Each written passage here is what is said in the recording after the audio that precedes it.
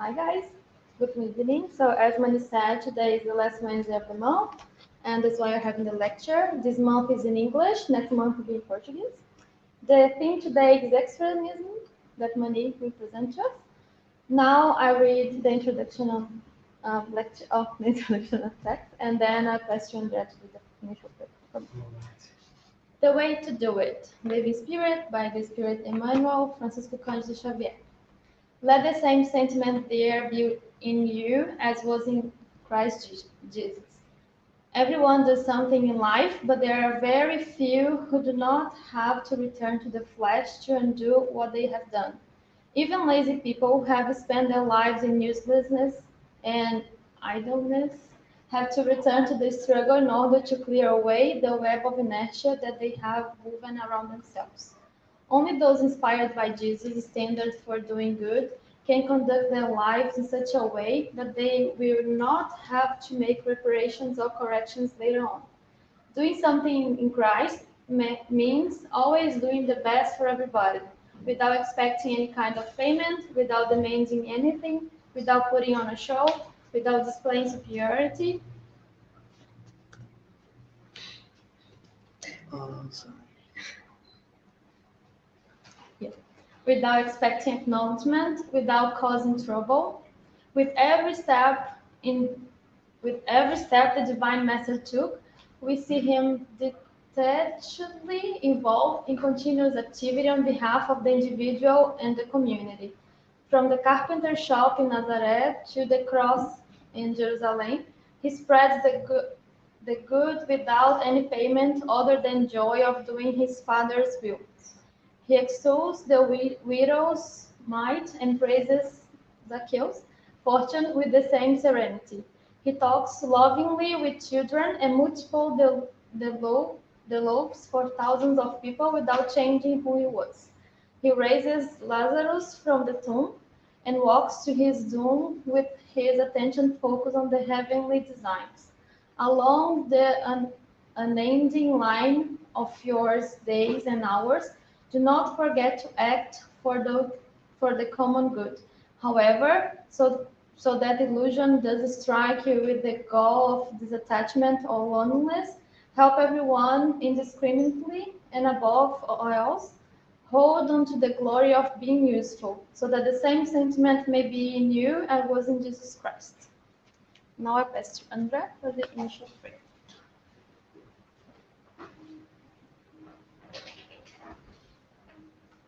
Dear God, loving Master Jesus, and good spirits here present, we'd like to thank you for this opportunity to be here reunited for one more meeting of the Allan Kardec Spiritist School of New Zealand. We'd like to ask permission to start this lecture and help us elevate our thoughts, connect with the good spirits so we can understand and learn everything that's going to be taken here today. Help the lecturer to be inspired by the good spirits and with his words pass all the knowledge from Jesus' teachings.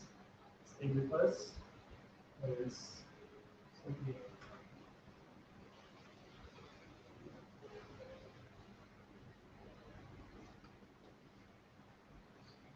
Good evening, everybody. As we already said, good evening to most of you guys. So welcome to the first lecture in the last 7 months, is it? July, August, September, October, November, December.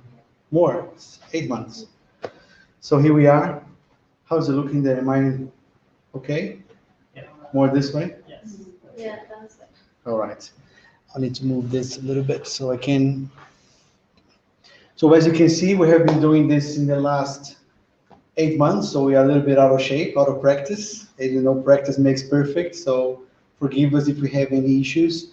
I just noticed that our Instagram is still not working, so if you like to maybe let somebody that is on Instagram to go and follow us here on Facebook, but on Instagram will be uploaded later on tonight. So tonight's lecture is going to be about extremism. Oh yes, we have it. Our cable is not quite working well as well. So this topic, extremism, I think is very current. We tend to look at the news, look at articles, and look at from here and from everywhere around the world is a time of our lives that we have a lot of use of the word extremism. So my intention was to prepare this topic to try to understand what it means, what's the relevance of these days. And we are having trouble with the cable, aren't we?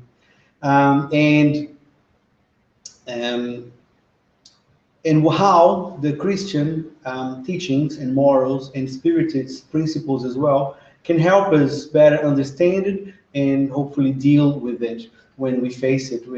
And we can really notice that it's been happening quite a lot recently. Can you do me a favor and grab me another cable from my bag in the back? There's a back pocket, there's a cable there. It would be annoying. I can see everything on my computer right here, but for you guys it would be annoying to follow this. So let's try to fix this problem first. And we're just going to change the cable one more time. And see how that goes.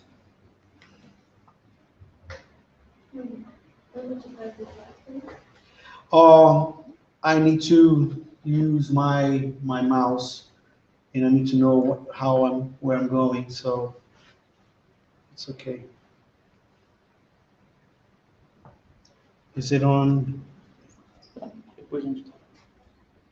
Okay, that's worse. So let's try that again. Let's maybe try HDMI 2.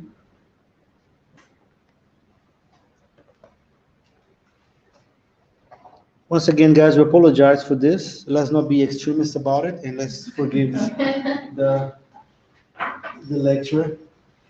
And let's see how we do this.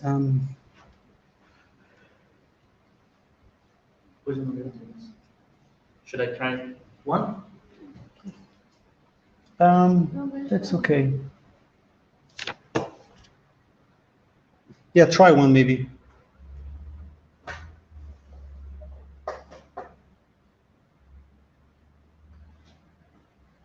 And press. It's searching. Okay. Okay. I think you're using. It is like a second monitor, try to put it inside right away. Okay. Let me. Like drag and drop.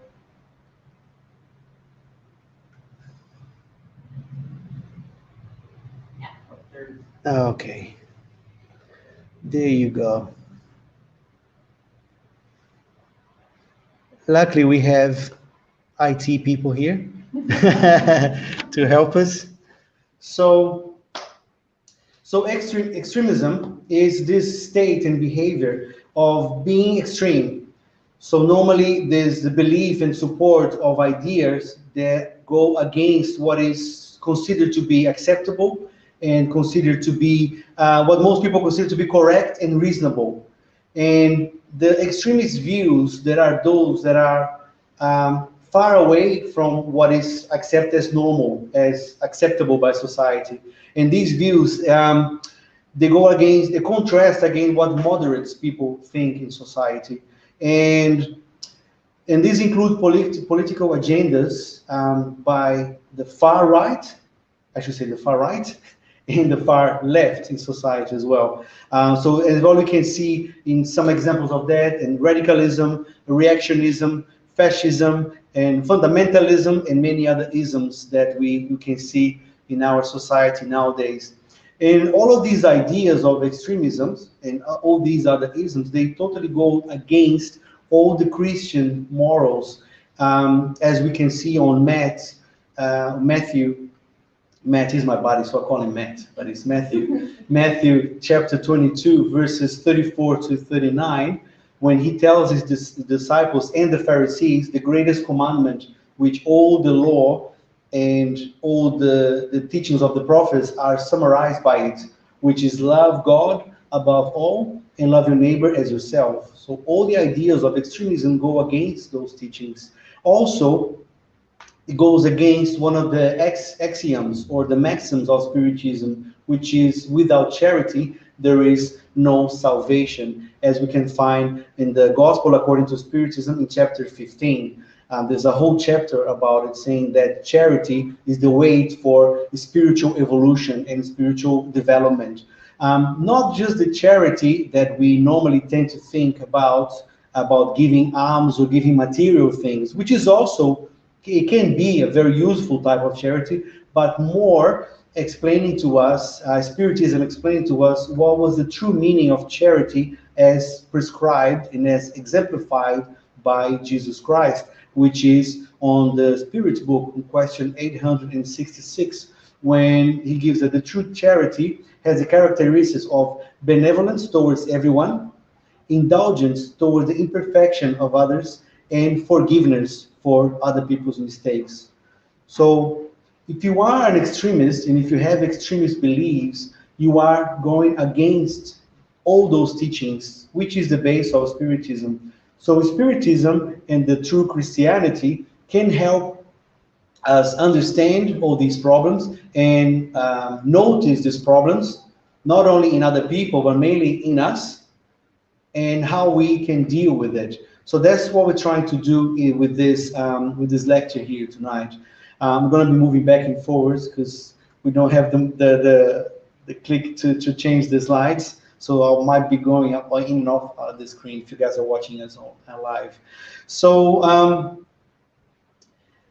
and we can find this difficulty of following the Jesus Christ's teachings and the Spiritist teachings in this planet, because when we study Spiritism, we understand that we live in a planet that is still very limited, still very semi-primitive. If you go back to and study read on the Gospel according to Spiritism in chapter 3, there are many houses in my Father's mansions. We can see that planet Earth still belongs to only the second level of planetary evolution. We are still living on a planet of trials and expiations, or tests and atonements. So still a planet where there are more people that are inclined towards the leaning to their inferior inclinations or bad behaviors than those who follow Jesus Christ's teachings and morals. So it is normal for us to see these type of behaviors, not only in society, but sometimes in ourselves as well. As we also learn in the same chapter, according to the divine designs, we are destined to get out of it. And the movement of transformation, or a planetary transformation or regeneration, is already started. And a lot of changes are happening. And they will happen, as we're going to be seeing a little bit later on in this chapter as well. So we only need to watch the news, listen to the radio, open our computer, go to a social media platform, or see anything, or be out there in the world, and we can see many examples of the level of the evolution of the planet, right? Who has opened up the internet today? Most people, right? Then what are the percentage of good news and bad news, or fake news, or misinformation that we see out there? There's a lot of it out there. So we can only look at that, but not only the internet, but also in society in general. What are the people that we see around? Sometimes even our thoughts, in our feelings as well. We can notice that bad inclinations and our nature as still inferior spirits affecting our behavior as well. So, and we only need to go to have a look at a history book to see that this extremism that we see online these days is not something new. We have this feeling, right, that is something that is current, that is happening, is getting worse. Oh my gosh, people are so polarized, the left, the right, and we are sometimes in the middle, you know, without making a harsh decision. Now and then, people want to know what do you support? Are you for vaccines or against vaccines, or are you this left or right? And we don't really analyze it, but it is not increase. It is increasing. Our perception of it is increasing, but it's old news. It's not news. It's old news, because looking through history, we can see that a lot of extremism happened in our society, and many times the reigning power, sometimes even together with religious institutions, they have inflicted violence, discrimination, and extremist beliefs and actions against other people. So if you looked at this next slide without touching the cable, we can see here the many types of, oh, am I cutting the slide? A little bit, no? This is a little bit, okay. So we can see that in the history of civilization, we can find countless examples of agendas and policies that were put into place to guarantee control over civilizations, of people, and people of different creed, a use of many different symbols for different religions. I was going to put a little bit of different symbols of political parties, but I will probably get canceled if I put anything that is too fascist or Nazi. But you can imagine all these different symbols of political parties that devastated many people based on religion and based on political parties as well. Because when we think about extremism in religion side of it, what the first thing that comes to mind? I know people, nobody wants to say it, but the first thing that comes to mind, because we've been led to believe that, is Muslims, right? Extremist Muslims, because we've been seeing that on the news in the last few decades. But we have to remember that Christianity was very extremist. How many people died on the crosses in the Inquisition? Burned, not crosses, on the fires during the Inquisition.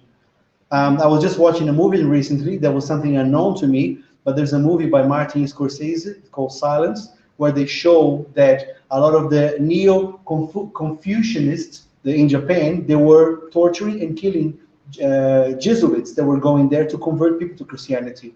So it's happened everywhere. It just seems like it's getting worse because we are in the middle of it and we have access to much more information now. So it feels like it's getting worse. And we're going to analyze how it feels getting worse further along this lecture as well. And even nowadays, the term extremism has been loosely used pejoratively by the media, in academic circles or journalistic circles to expose the people that have opposite opinions to you. If somebody has a different opinion to you, oh, you're an extremist, you're far right, you're far alt, you're far left. But the proper term of political extremism is basically those ideas and those practices and behavior that goes against the Universal Declaration of Human Rights.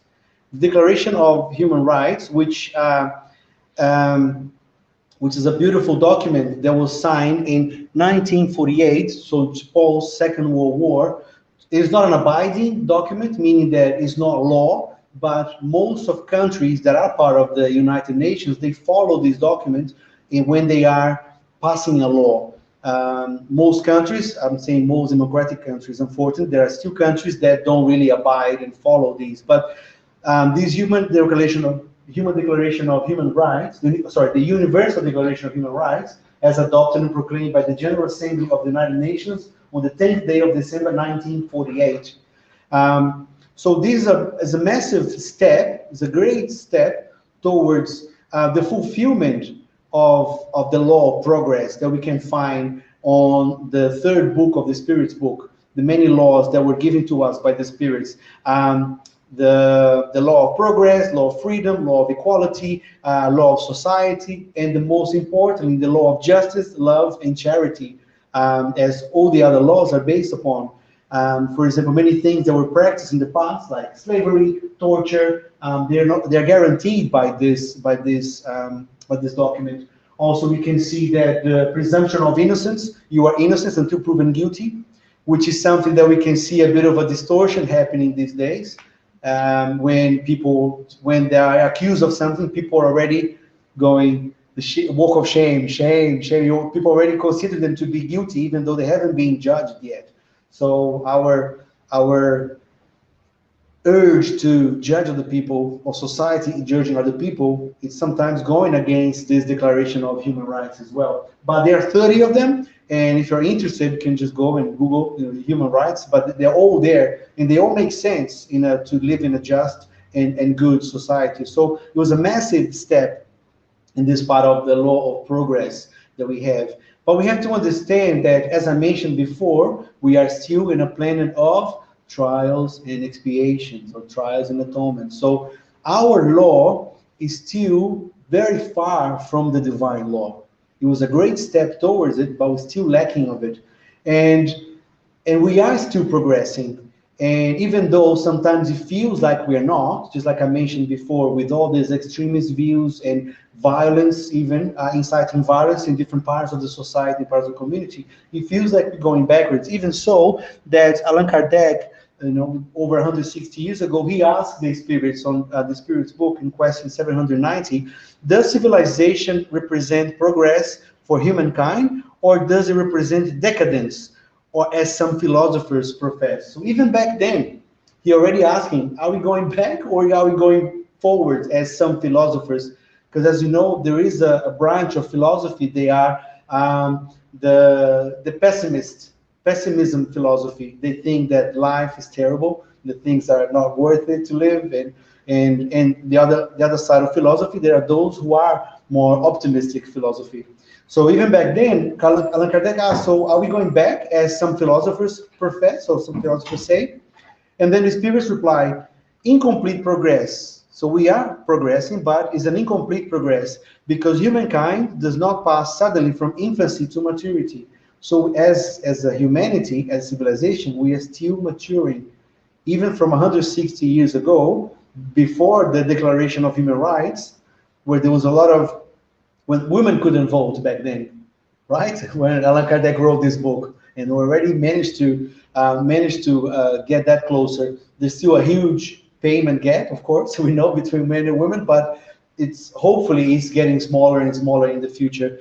And then Allan Kardec goes beyond and asks in 792, why doesn't civilization immediately effectuate all the good it could produce?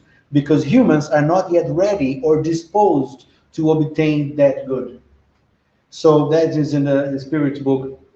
So that means we are still treading this evolutionary path between high and lows. We progress a little bit, we stationary a little bit, we progress a bit more, and we stay a little bit, but we can still not understand, and we can still not follow the true laws of divinity, the true divine laws. Once again, because we are still on a planet of trials and expiations, moving towards a better planet as we evolve individually, and then the collective will evolve as well. And we have to, and because we live in this kind of planet, we have to understand that we cannot have absolute freedom. We have seen now for the last almost 2 weeks, the protests in Wellington, people asking for freedom, but we have to understand that we cannot have absolute freedom. The only freedom that we have a little bit more is the freedom of thought. Nobody can stop you from thinking what you're thinking. But the freedom of action, the freedom of behavior, we have limits to that. And the limit is where my freedom stops when yours starts. So if my freedom is intervening or going against your freedom, that's when we have to understand that we depend on one another. When two people are living together in the same society, absolute freedom stops. So we need to, in order to move forward, we need to understand that concept of freedom that the spirits bring it to us. And so the superior spirits on the Spirit's book also tell us that the evolution, the progress, is always forward and we never regress. We might think that we regress, but we don't regress. So how come we have noticed, especially in the last few decades, all this increase of extremist ideas and conspiracy theories, intolerance of the opposition, so mainstreamed in the world? Are we going backwards? Are we going back to a society that is less tolerant and is more aggressive and more violent? And on the surface, things seem to be going that way. They seem to they're going to get worse. And I'll bring you some statistics to show you. For example, get this: in a 2019 study, found that 42%. That's in America, by the way. That's the United States. A study by the Louisiana State University of Maryland, found that in the USA, roughly 42% of both parties, people in both parties, they view the opposition as downright evil. They see them as evil just because they have a different opinion politically. In New Zealand, it's not that bad as yet, but you can see all here from Brazil. In Brazil, we had elections not long ago, and we had a very vivid display of that. family members not talking to each other, having fights because of political parties, right? So it's not something that it's only happened in the United States.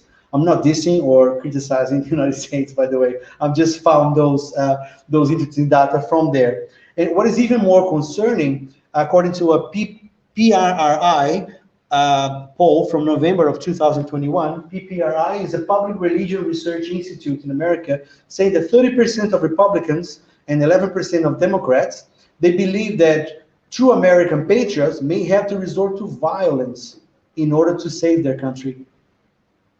And that's a big amount of people. It's almost half, right? 30 from the Republicans, 11 from Democrats, 41%. Of course, with a smaller pool of people, but there's a lot of people that have that idea of resorting to violence. That's scary. That is scary. We saw some of that during the Black Lives Matter movement. We saw that during a lot of the latest political rallies against in America election as well. So, yeah, it is something that is concerning if you look at overseas. But as I mentioned before, I don't want to diss or criticize the United States because it is happening everywhere. For instance, in the UK, there has been a study from the Cambridge University as well, showing that mental rigidity is tied to intense political partisanship on both left and right, said this study. So mental rigidity, meaning that mentally or psychologically, they are inflexible.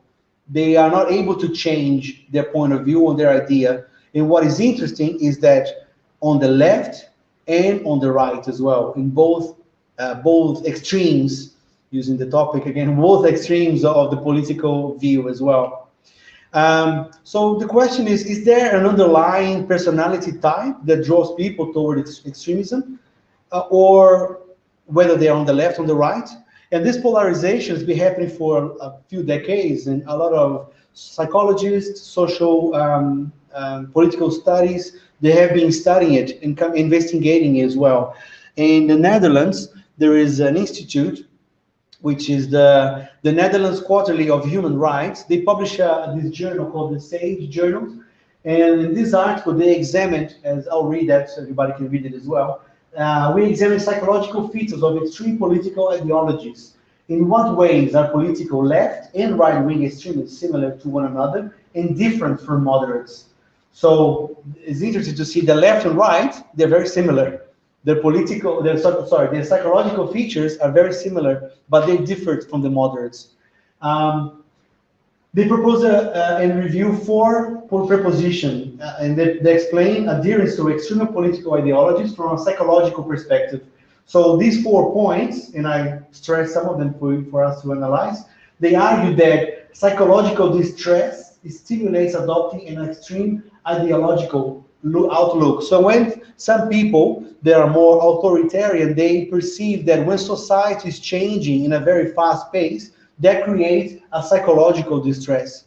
They don't feel safe in the society anymore because it's changing so fast. B, extreme ideologies are characterized by the relatively simplistic black and white perception of the social world. So people that think that is either black or white, people don't accept different nuances of ideas and realities for them. It's either one thing or the other thing. C, because of such a mental simplicity, political extremists are overconfident in their judgment. So they think that what they believe is right.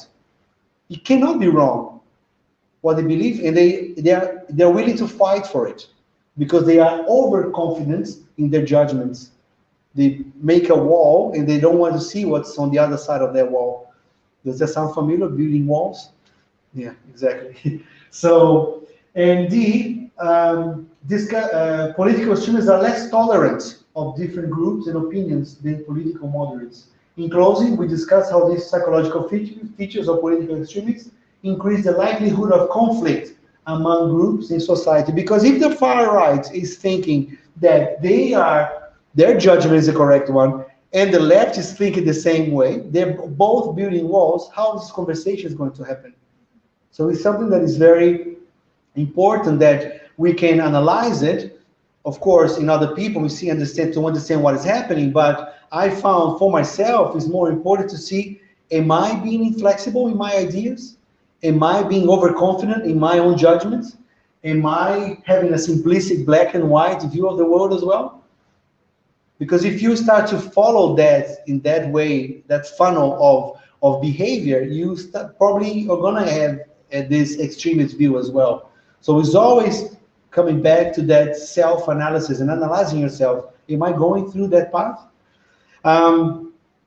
And what is very interesting as well, I mentioned, because all these extreme ideas for a long time, they have been more related to people on the right with authoritarianism. When left was more liberal, people thinking people should have more freedom, people should be able to have more this and more that. But as in authoritarianism, like many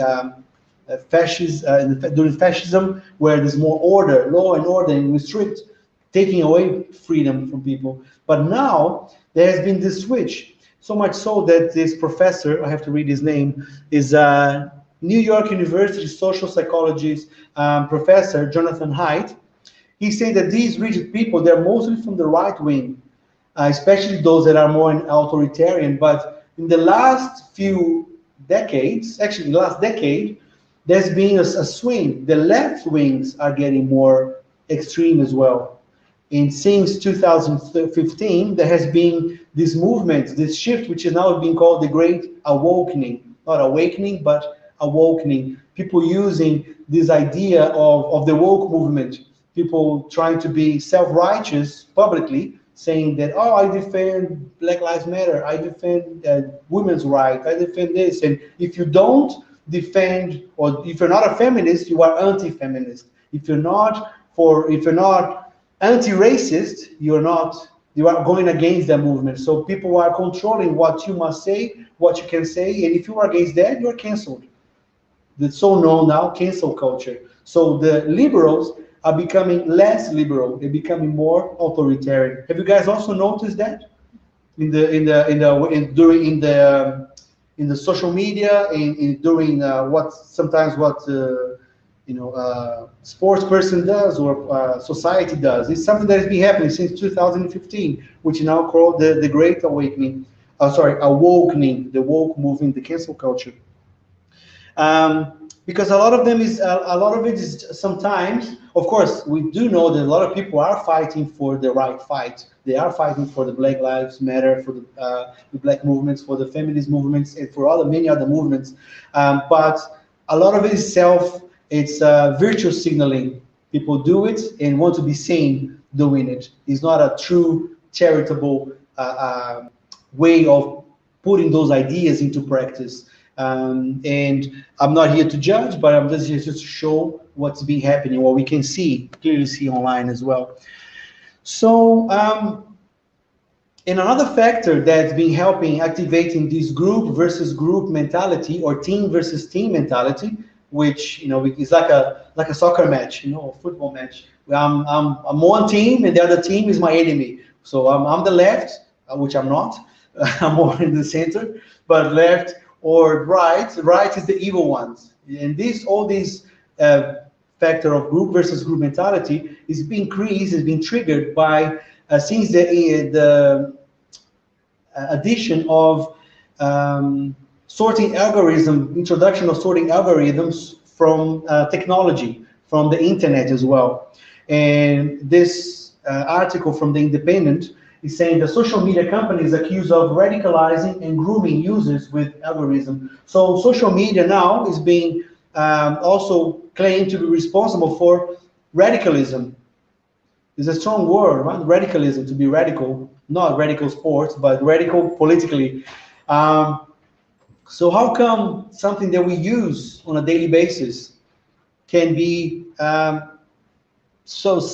create such a bad behavior, something that we use every day? And with this sorting algorithm, and we have people from IT here, so correct me if I'm wrong. Basically, what it does is all these social media platforms, they have innumerable information about everyone, about all of us. If you use mobile phones or use a computer, that means. If you don't, then they don't. But if most of us here, I believe, have a cell phone, right?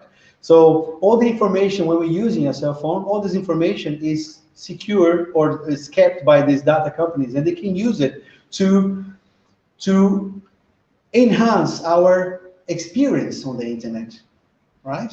So, for example, I went to Fiji a couple of years ago for my friends, more than actually 3 years ago, almost 3 years ago, was before the pandemic. So for my friend's wedding, so I was looking on the website, oh, Fiji, where to stay, where to go, what to do. For the next 3 months, I was receiving notifications or places to stay in Fiji, go snorkeling in Fiji, go this in Fiji, because they saw that I was interested in that, and I keep seeing that popping up in my screen. So the same thing happens in the ideas, in the videos, in the articles that you read, and the stuff that you like. So when you are on not buying anything, but you might be inclined to buy an idea, a philosophy, a way of expressing yourself, and the more you do that click, the more information about that you're gonna get it. And it's so easy to be scrolling away, not actually thinking, right? So I'm not gonna ask you guys to put your hands up if you can, if you like, but how many of you guys use the social media today? Yeah, most of us, I believe. When you were using it, were you thinking critically, analytically, really trying to find where that information came from, or are you just scrolling away? It's natural, right? Because I saw that. I was thinking just that, and then you keep scrolling away and not actually analyzing, reading it to the end. Sometimes people just read the headline and just I don't like it, or I'll forward that to my partner or my friend or whatever. So we are very lazy. Our bodies try to save energy, right? So we don't want to think too much. We don't want to think too hard, but we have to. We have to, because we're being fed all this information. So all these, the same stuff that's trying to sell you products, they also informing you the information that is out there. And we don't know where it came from sometimes, and we don't know if it's correct or not, because we're not actually analyzing it. Anybody here seen the documentary on Netflix, The Social Dilemma? Yeah. I thought it was a bit over the top, but some really strong points that they show to us that we can learn from that. It's very interesting to see exactly how that works in the background. So the internet, though, is a very fascinating thing. It's amazing. Like here we are in New Zealand, in Auckland, expressing these ideas to anyone who has a mobile phone, internet, and is interested to learn on the internet. So it's amazing. It can connect people, all people in the world. In one hand, can bring us all together. But on the other hand, as it turns out, people are people. So internet and all this technology is just like money. It just brings out what you already have inside. So all these extremist ideas, all these radical ideas that we see these days, they're just more exposed. People before, due to social behavior, social acceptance, people had their masks on. And that's not actually not actually expressing how they actually felt inside. But now, because most people are able to hide behind a keyboard and a screen, the masks are down, and people are showing exactly how they feel, exactly what they think. And because of this sorting algorithm working like an echo chamber, you say something, and then you receive the same information that you are already thinking. So you think that's the norm. You think that's the normal thing to think, because you see everywhere that's what's happening. So you think, I must be right. I must be right to think the way I'm thinking, even though it's an extreme or going towards an extreme belief. So that's why it's important to take a break, maybe take a walk, and have a think about it before you forward that link that you just received that you thought was cute. Because you could be passing on your data, your information, that is going to feed you more information of that. So that's what they mean when they're saying that social media companies accuse of radicalizing and grooming users with algorithms. And we have many whistleblowers that have done that, since Edward Snowden, but most recently, what's her name from Facebook? Laura Hogan. Correct me if I'm wrong on the comments below. I don't want to spread any misinformation on YouTube. So, and we had many other people that disclose this information that these companies are using this information to take advantage of their service. And there has been some movement, some from governments to control that and to regulate that. Yeah? So we are making small baby steps towards something that will limit the control that these companies have on us as well. So yeah, so all these ideas of racism, extremism, radicalism just came to the surface. It's just like if we are trying to clean a room, but the room was dark, there was no light in the room. So we've just been putting things away, but suddenly somebody turned on the light and you go into the room, oh my gosh, this room is a mess. So this is what happened in society. We've been living in the dark for a long time, but now with the technology and all this information is coming to the surface, we can see that there's a lot of things still that we can improve in our society. So this sorting algorithm always also is being creating this group versus group mentality and trying to just stick to the group that we are, the same flocks that we are around society, and always just helping or being together with people that have the same ideas that we do. But as we can see, in the Gospel according to Spiritism, the spirits on the chapter 13, do not let your left hand know what your right hand is doing, which is also about charity. The spirits tells us that we are not supposed to just help those who think like us, to have this beneficence or benevolence exclusively to those who are to think like us.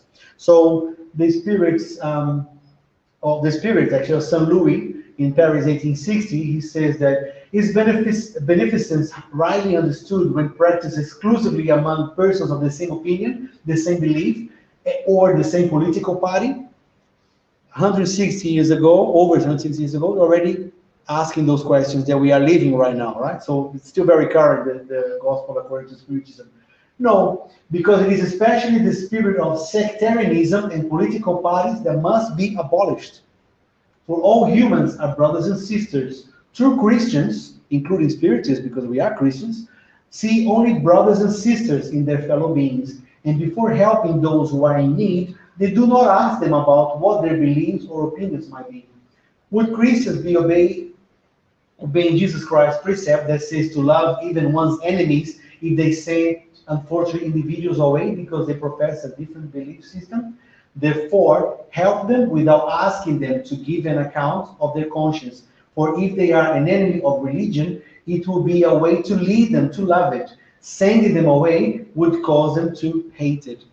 So it is something that we have to keep that in mind when we find people that have different opinion to ours, before we ignore them or exclude them or cancel them from our Facebook feed or Instagram feed or whatever. Try to understand why that person is maybe thinking that way, and to be more benevolent, try to be more indulgent, more tolerant, and forgive them as well, following the true Christian precept. So now, after all this information about society that we can, hopefully I brought some new information, but this information is all out there.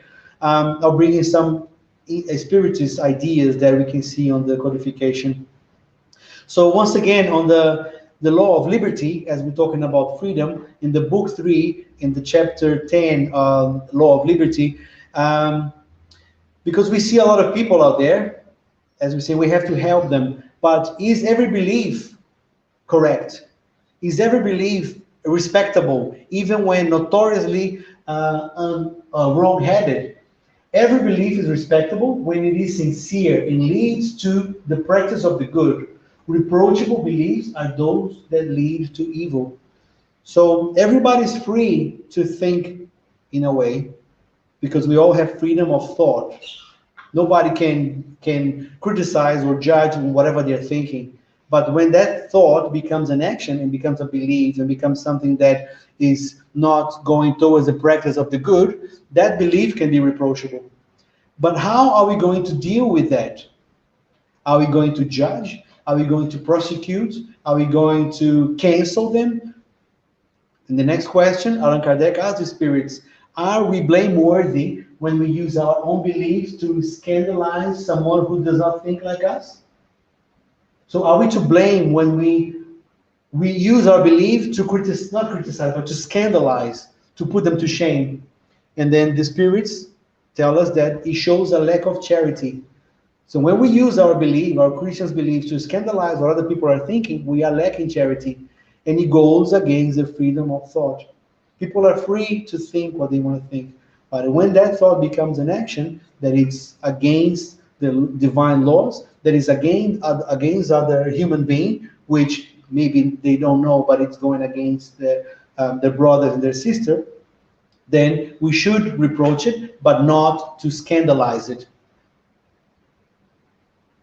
We have to use, once again, the three little letters, the BIF, benevolence, indulgence, which is tolerance, and forgiveness when we are dealing with that situation. Because in a heated argument, it's easy to forget about those and use all the capital locks and in your response on social media, or start yelling at somebody, because we forget about that. Just because we have this belief doesn't give us a right to scandalize those who have a different belief to ours. So all these extreme principles, we have to follow the example of Jesus by not scandalizing and not using force. These conviction, they cannot be forcibly imposed. By example, that would be the best way. But in the same way, we should not only be observers and witnesses in a reactive behavior. We shouldn't just accept what other people are telling us and agreeing with them just because they are in a higher position than you, or because they're friends. You cannot just observe. We have to participate, but in a more Christian manner, in a more a higher behavior way. And once again, in the Spirit's book, there's the fourth part, the hope and consolation, in chapter 1, in the part that says earthly joys and sorrows. Allan Kardec asks the spirits, so why do the wicked of this world, or the cruel of this world, usually exert a great influence over the good? When I look at that, I think a lot about politicians, but who am I to judge? Because the good are not assertive. The wicked are scheming and daring, whereas the good are timid. The moment they want to, the latter will prevail. So we can see in this planet of trials and expiation these days that we can still see that a lot of cruelty and wickedness happening because they are more scheming, they are more adventurous, they're more forward to make these things to happen. And the good are timid. We keep waiting for something to happen. We lack a bit of the action, but the moment that we want to, or those who are in the good path want to, they will prevail. Because that's what the time has come. The time has come for this to happen. As I mentioned before, the planet is slowly moving towards a better planet as well. So it is the time for those who have good intentions and have a better understanding of being more moderate and following Jesus Christ's ideals and morals, and the Spirit's ideals and morals as well, to be more assertive and more participative in these types of situations, not in an aggressive way, but in a more Christian way, in a more forgiving way.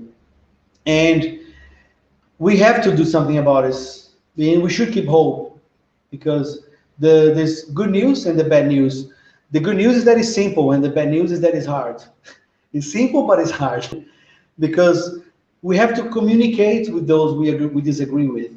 We have to try to break those barriers and try to understand. Instead of just giving our opinion and our lessons or what we learned, we have to listen to what people are. Because once we open the way to listen to what they're saying, they might be open to listen to what you have to say. But we have to take the first step. When you hear something or see something like, what exactly do you mean by that? Explain me more. I don't understand what you're saying. Can you please? And then start a conversation in presenting different perspectives, because without this conversation, we're not going to be able to learn. Because it is hard, because we have this certainty of that we are right. right? We think that we are right. This selfish and our pride. No, I'm right. I can't be talking to my uncle about politician because he's stuck in that political party and I'm not, and we're never going to agree with it. But we have to take that brave step of putting ourselves into somebody else's shoes. And we have to, it's hard because we have to offer empathy to those who can be aggressive towards us. We become vulnerable, but we have to be more assertive on that, and by showing respect and showing understanding as well. So we're almost there. Um, so in Genesis chapter 18, which is the final chapter of the Genesis, as I mentioned, we have progressed a lot. And this chapter, by the way, is called the Signs of Time, meaning that the time has come. So we can see that up to now, humankind has made incontestable progress. We have come a long way, and that was in the Genesis was written after 10 years after so 100 and almost 160 years. Sorry. Oh, okay. Due to their intelligence, humans have achieved results never reached before regarding the science, arts, and material well-being. There is much progress yet to be made, however. We have yet to make charity, fraternity, and solidarity reign among us in order to assure our moral well-being. So our physical well-being is the best it's ever been. We're living longer, we're curing more diseases. Yeah, we have technology that is amazing, stuff of science fiction. We're living the future now, but our moral well-being was still very limited. We could achieve this neither with the beliefs nor the antiquated institutions, remnants from another epoch and good for a certain time, which were sufficient for a transitory state, but which, after having given what they could, would be a stopping point today. What people need nowadays is not only the development of their intelligence, but the elevation of their sentiments. And for this, they must do away with everything that incites their selfishness and pride. Just to clarify what we were talking about just before, we have all this technology that we can see that is able to help so many people, but we are using it in a way that is very selfish and very proud. We're not connecting, and technology is not going to save us morally anyway. It will assist us in dealing with the universe out there, with the material world, but not our inner development. We have to work, we have to find a balance between both, between the material and the technology and intelligence, and also our moral evolution as well. Like things like virtues of patience, character development, forbearance, compassion, all these things that make sure that all this technology is a blessing, it's not a curse, that we can use these technologies for our further development. And if we want to change, we have to make a case for it. Most important, once again, not just trying to change other people, but use this information to change how are we.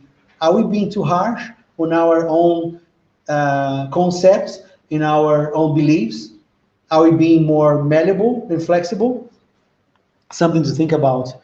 And on the same chapter, which the time has come, Amigos saying that fraternity must be the cornerstone of the new social order. However, there can be no true, solid, and effective fraternity unless it rests upon an unshakable foundation. That foundation is faith. We're talking about faith in our study groups here. So we had it was 2 weeks ago, I think. 2 weeks ago. So if you haven't watched, you can go back on our Facebook page and have a look about faith moves mountains, and how faith is the mother of hope and charity. Without faith, we cannot have hope for the future, and we cannot do charity. Not faith in these or those particular dogmas which change with the times and peoples, who cast stones at one another, because by anathemizing one another, they feed hostility. But faith in the fundamental principle that everyone can accept: God as a creator, the soul, which we are. We are not human beings. We are human beings, but just temporarily. But we are a soul. The future of this soul, and the ongoing progress of individuals, and the perpetuity of relationships among them. So without this, we are not going to be able to progress.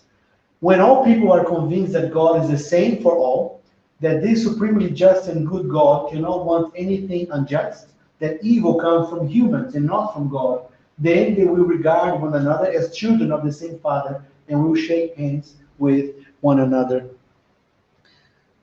And so, yeah, it's interesting. We have to break that barrier and we have to see from the other side of the fence. So, that's interesting. I was following a philosopher, Mario Cortella, and he told a story that's very interesting. He's saying that there is a Chinese tale, which I looked on the internet, I couldn't find it, so I'm going by his words.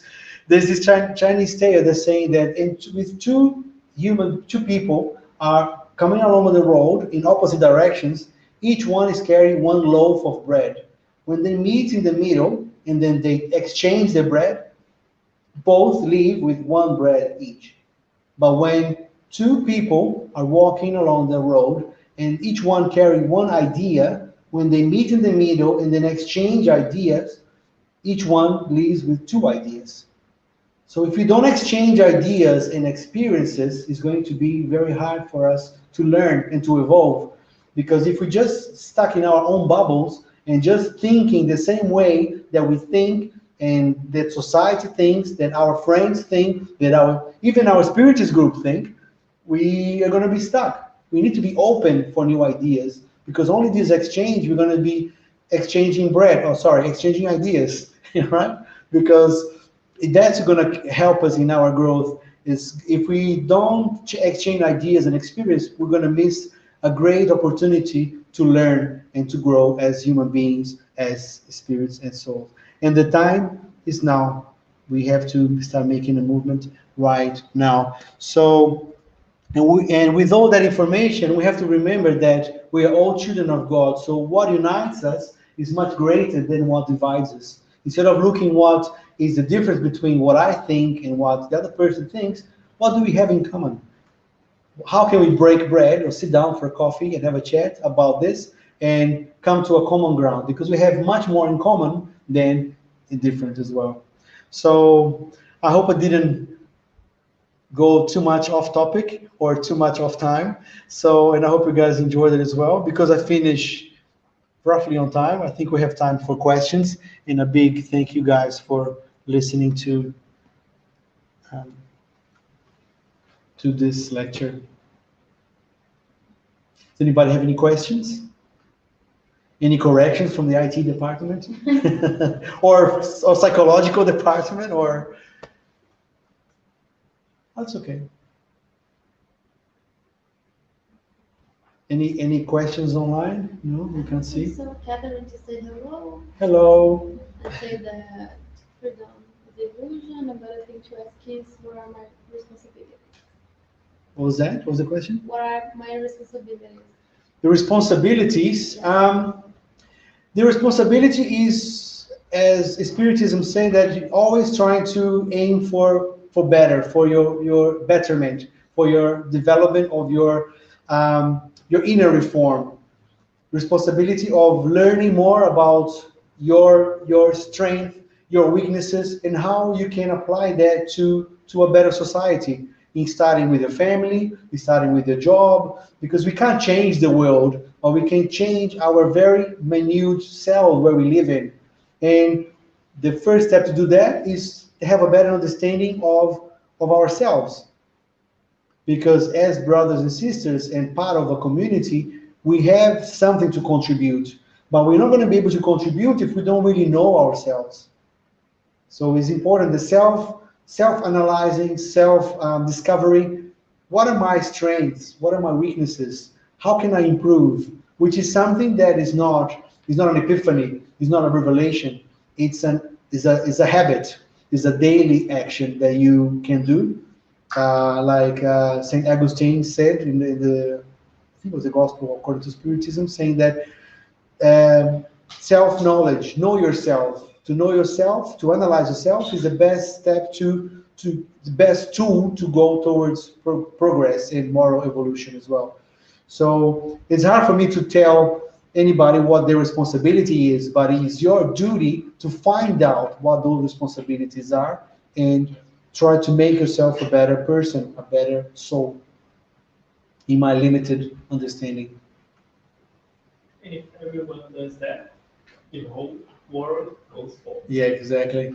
Like, there's a song by Jack Johnson and um, Ben Harper, "With My Own Two Hands." I love that song. I was gonna play it tonight, but it's probably gonna be copyrighted and gonna be cut off anyway. So it just said that I can change the world with my own two hands. So I can change your myself, and then if you all do that, the world will be a better place. Okay. So I'd like to thank everybody for being here in this very hot day. It's very hot here in Auckland. And also thanking you for coming and watching us online. And now we go to the to the third stage of our meeting. Um,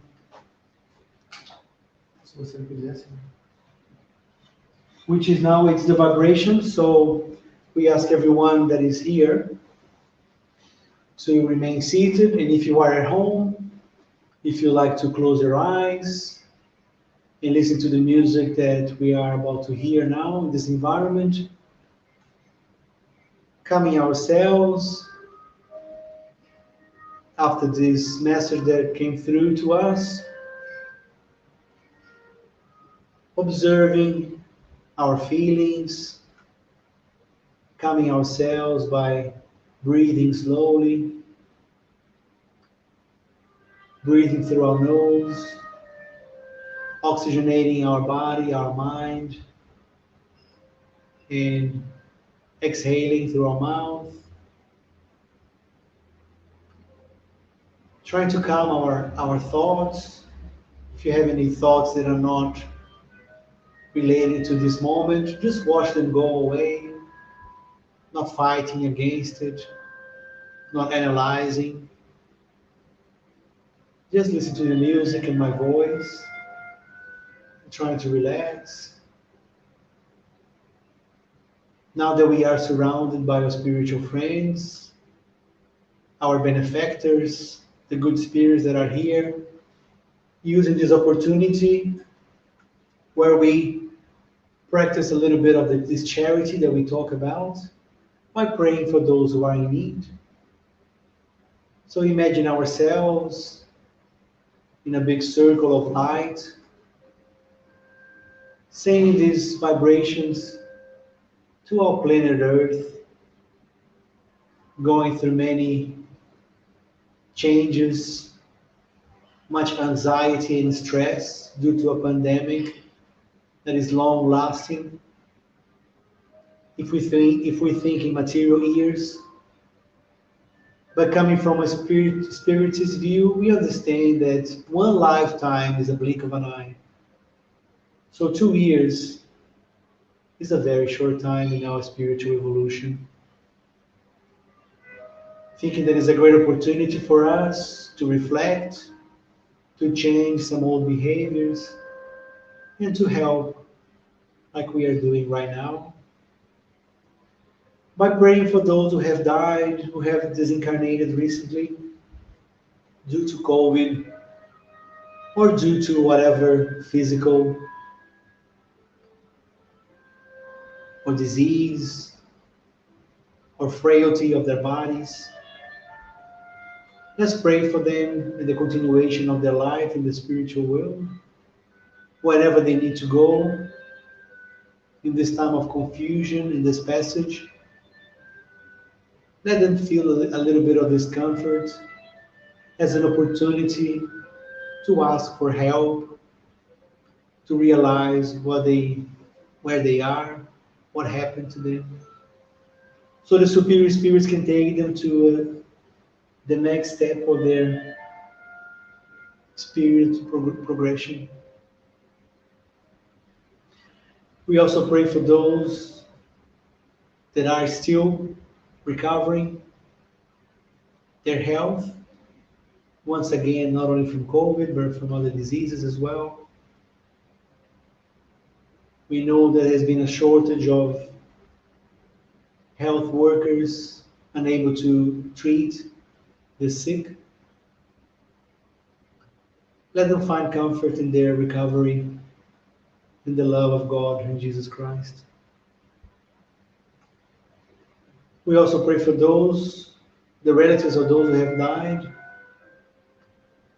A lot of them mourning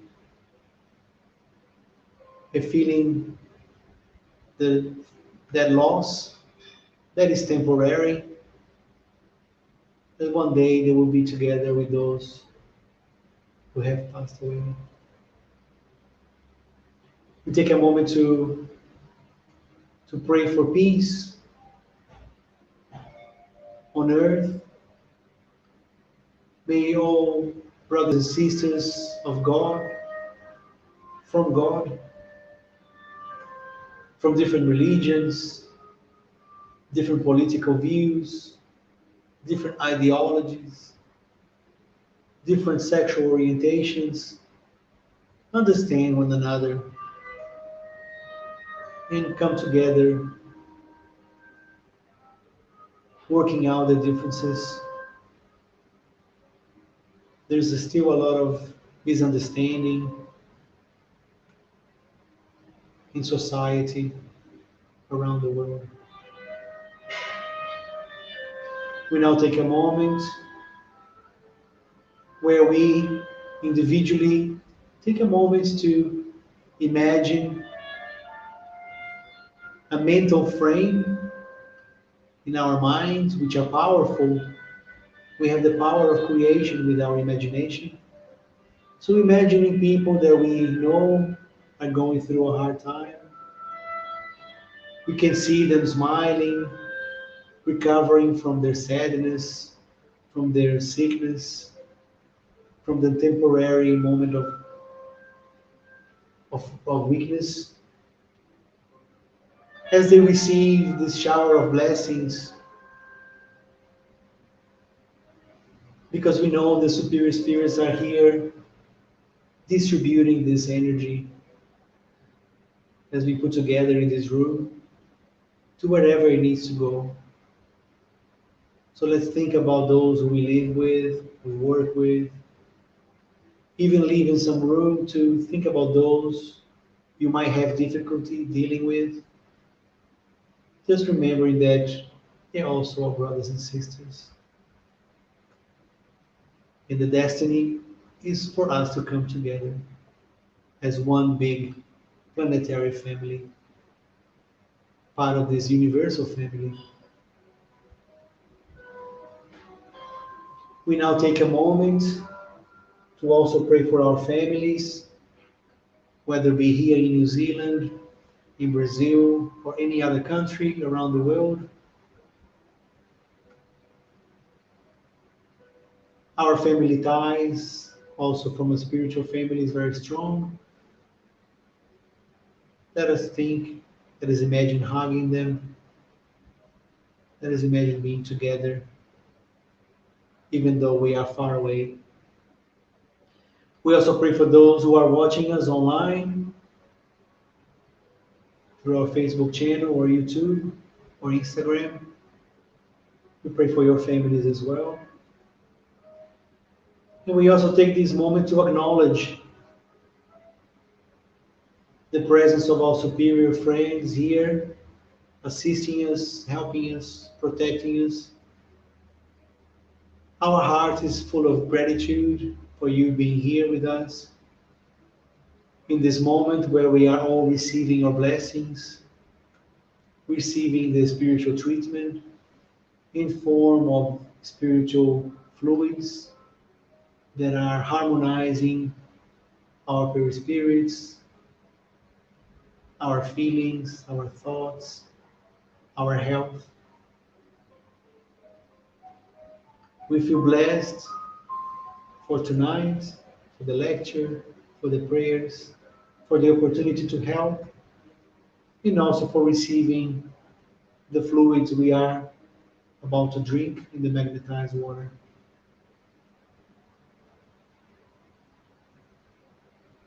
And as we move to the last part of this meeting,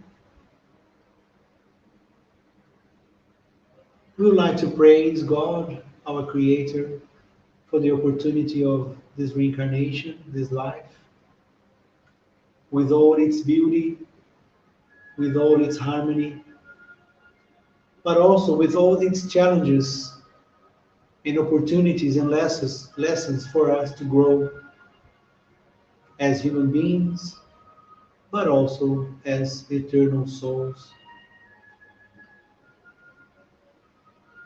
We also acknowledge the presence of Jesus Christ, our bigger brother, our role model, who informed us that if two or more people gather in your name, you will be there. So we feel your presence, so Jesus, helping us and supporting us in this moment, as well as our superior friends, friends of Allan Kardec Spiritist Group of New Zealand. We feel your presence, and we are very grateful for your support as well. Let us be brave to listen to your counsels, to listen to your advices when we are living in our daily lives, in this material world full of challenges and full of blessings as well. And now we ask permission to finish another public meeting in the form of lecture in this Wednesday here in Auckland, New Zealand. And let us all go in peace until we meet one more time. Thank you so much. So be it.